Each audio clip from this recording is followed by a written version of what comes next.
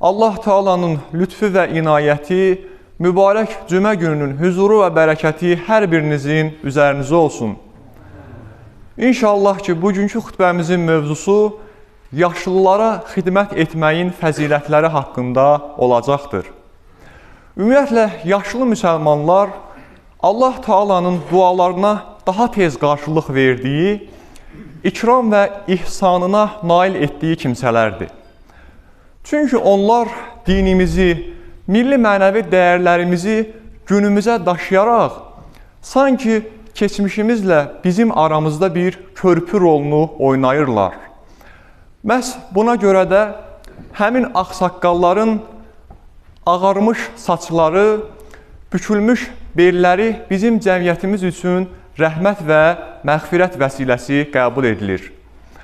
Bu mənada Həzrət Peyğəmbər sallallahu aleyhi və səlləm buyurur ki, deyir, beli bükülmüş ixtiyarlar, süd əmən körpələr və otlayan heyvanlar olmasaydı, bəlkə də sizin üzərinizə göydən əzab yağardı.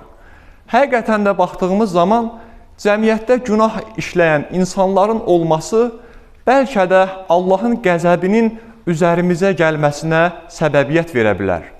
Amma Uca Rəbbimiz mərhəməti gərəyi qocalar, körpələr, dilsiz qulları olan heyvanlar hörmətinə bizlərə qəzəbi ilə deyil, rəhməti ilə münasibət göstərir. Və əziz qardaşlar, Həzrəti Peyğəmbər sallallahu aleyhi və səlləmin bir digər hədis şərifi isə belədir.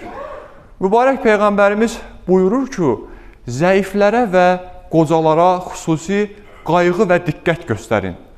Çünki sizlər Allahın rəhmətinə yalnız və yalnız qocalara mərhəmət etməklə nail ola bilərsiniz.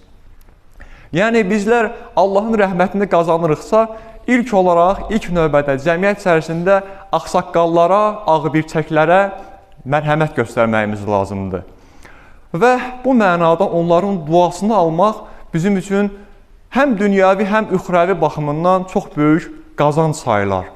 Çünki Allah Rəsulu bir digər hədis-i şərifində buyurur ki, deyir, Allah Taala sünnət-i səriyə üzərə həyat yaşayaraq ixtiyar çağına çatmış bir müsəlmanın duasını geri çevirməkdən həya edər. Ona görə də Allah Taala cümləmizə yaşlıların duasını almağı nəsib eləsin. Və əziz qardaşlar, burada baxdığımız zaman Abdullah ibn Abbas radiyallahu anh rəvayət eləyir ki, günlərin birində sahabələr Peyğəmbər Əfəndimizin ətrafına yığılaraq onun mübarək kəlamlarına qulaq asırdılar. Təbii ki, o vaxtları məscidlər sadəcə cümə vaxtı deyil, Həzrət Peyğəmbərin olduğu məscid xüsusilə vaxt namazlarında, söhbətlərdə dolu olardı. Bu vaxtda da deyir, içəriyə ağsaqqal, yaşlı bir kəs daxil olur. Təbii ki, içəridə əyləşməyə yer çətin tapıldığına görə ağsaqqal oturmağa yer tapıncaya qədər biraz əziyyət çəkir.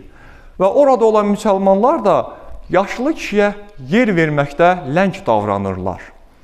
Bu hadisəni görən iki cahan sərvəri Peyğəmbər Əfəndimiz buyurur ki, sizlər böyüklərə hörmət etmədikcə, kiçiklərə mərhəmət göstərmədikcə bizdən sayılmazsınız buyurur. Yəni Allah Rəsulunun bu şəkildə sərt xəbərdarlıq etməsi böyüklərə hörmətin İslam dinində nə qədər böyük əhəmiyyətə sahib olduğunun bir göstəricisidir. Başqa bir rəvayətdə keçir ki, Məkkə fəth olunandan sonra Həzrəti Əbubəkir radiyallahu anhın ilk dəfə məqsədi atasını İslamla şərəfləndirmək olur. O düşünür ki, qoy mən atamı bir Peyğəmbər sallallahu aleyhi və səlləmin yanına aparım. Yəni, Allahın dinini birbaşa Peyğəmbərinin lisanı ilə öyrənsin, Allah Rəsulü ona məsləhətlər versin, beləcə atam da İslam nuru ilə aydınlansın. Nəsə, atasını götürür Peyğəmbər Əfəndimizin yanına gələndə Allah Rəsulü onların gəldiyini görərkən tez ayağa qalxır, ağsaqqala yer verir, öz yerində əyləşdirir, ona ikramlar edir, tövsiyələrini edir və sonrasında üzünü ağsaqqalın oğlu olan Həzrət Əbubəkir radiyallahu anh'a çevirərək deyir ki, ey Əbubəkir, sən bu ixtiyarı evində saxlasaydın da biz onu gedib ziyarət etsəydik olmaz mıydı? Yəni, bu qoca adama əziyyət verməyin heç də doğru olmadı. Bundan sonra bu kimi məsələlərə diqqət yetir deyir. Yəni, Allah Rəsulü sallallahu aleyhi və səlləm hər fürsət düşdüyündə qocalara xüsusi qayğı və diqqət göstərməyə çalışardı. Hətta bir dəfəsində başqa bir rəvayətdə keçir ki, Həzrət Peyğəmbərə bir ikram edirlər. Allah Rəsulü da adəti üzərə ikramını, əlində olan hədiyyələri yoldaşları ilə paylaşdırmaq qərarına gəlir. O zaman deyir, onun sağ tərəfində gənc yaşlarında olan Abdullah ibn Abbas radiyallahu anh var idisə, solunda isə qoca, ağsaqqal bir kişi var idi deyir. Hamımız bilirik ki, Allah Rəsulü sağdan başlamağı bir sünnə kimi arxasınca bizlərə nümunə qoymuşdu. Amma bu dəfəsində Həzrət Peyğəmbər sallallahu aleyhi və səlləm sırf o qocaya hörmət məqsədi ilə sağından deyil də solundan başlamaq üçün Abbasın oğlundan icazə istəyir.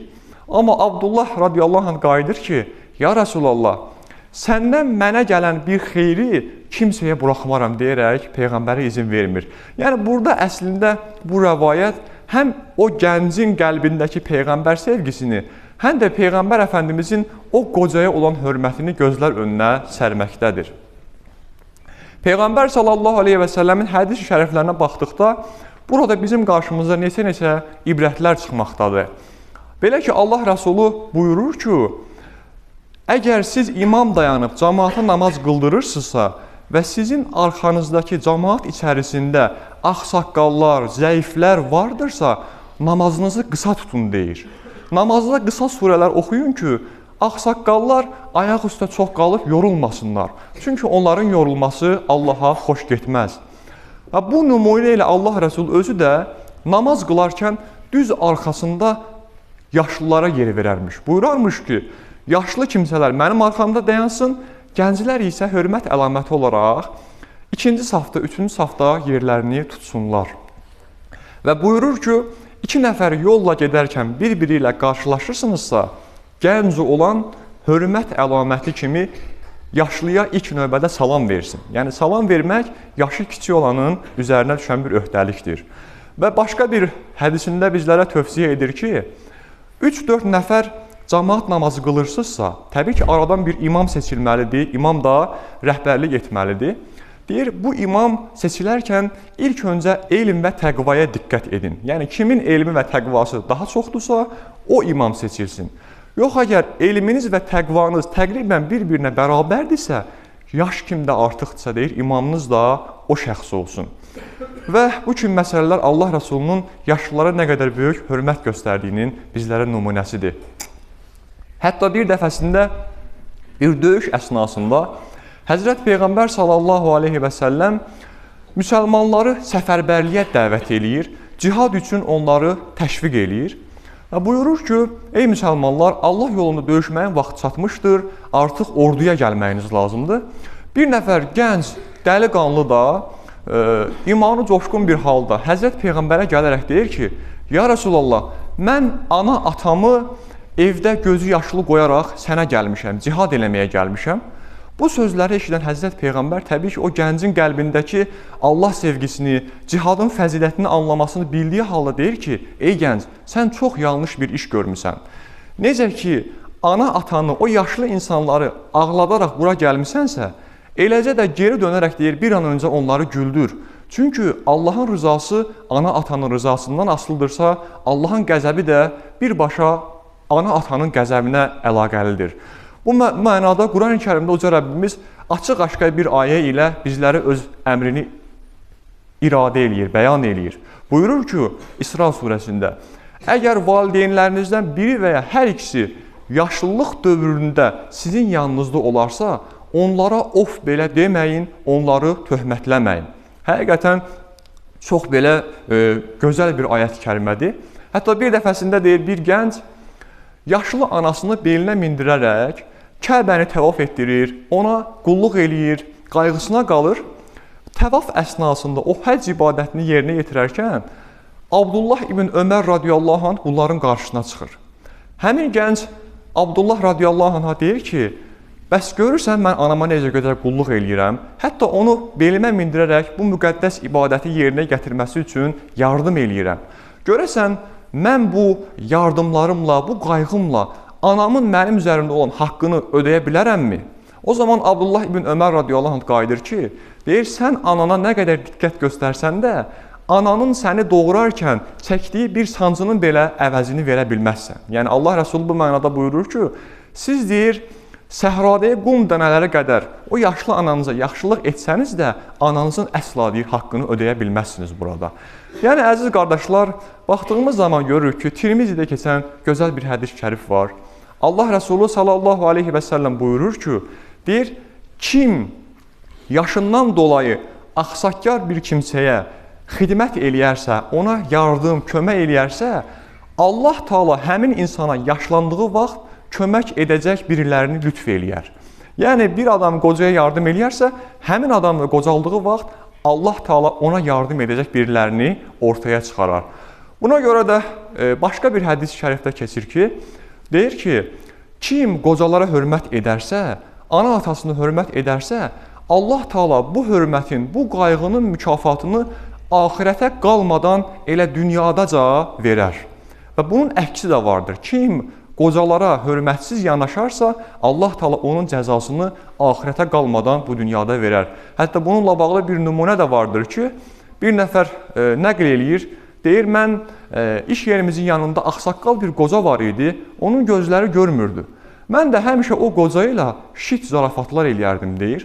Bu zarafatların qocaya o qədər də təsir etmədiyini düşünürdüm, amma sən demə, mənim bu zarafatlarım qocanın qəlbini qırırmış hər dəfəsində. Məsələn, bir dəfəsində uşağım dünyaya gəldi, mənə zəng elədilər ki, atam zəng elədi ki, bəs xəstəxanada övladın dünyaya gəlib ki, dur bir an öncə buraya gəl. Atamın səsində bir qəriblik hiss elədim və bir an öncə təşviş içərisində xəstəxanaya doğru yol tutdum. Oraya çatanda atam mənə dedi ki, bərk dayan, sənə bir sözüm olacaqdı. Mən o zaman düşündüm, ya yoldaşım rəhmətə gedib, ya uşağıma nəsə olubdu. Atam dedi ki, sənin uşağın dünyaya kör olaraq gəlibdi. Yəni, mən o kör olana hörmətsizlik etdiyimə görə Allah da deyir, mənim cəzamı burada bu şəkildə vermiş oldu. Ona görə də, əziz qardaşlar, unutmayaq ki, bugünün qocaları dünənin cavanları idisə, bugünün cavanları da sabahın qocaları olacaqdı. Ona görə də bu cəmiyyətimizdə o nizamı, o rifahı qoruyub saxlamaq üçün biz qocalara hörmət etməliyik və eyni zamanda qocalara hörmət edəcək nəsillər yetişdirməyimiz lazımdır. Çünki əgər bir adam qocaya hörmət etməsə, özü qocaldığı zamanda ona da hörmət qoyulmayacaqdır.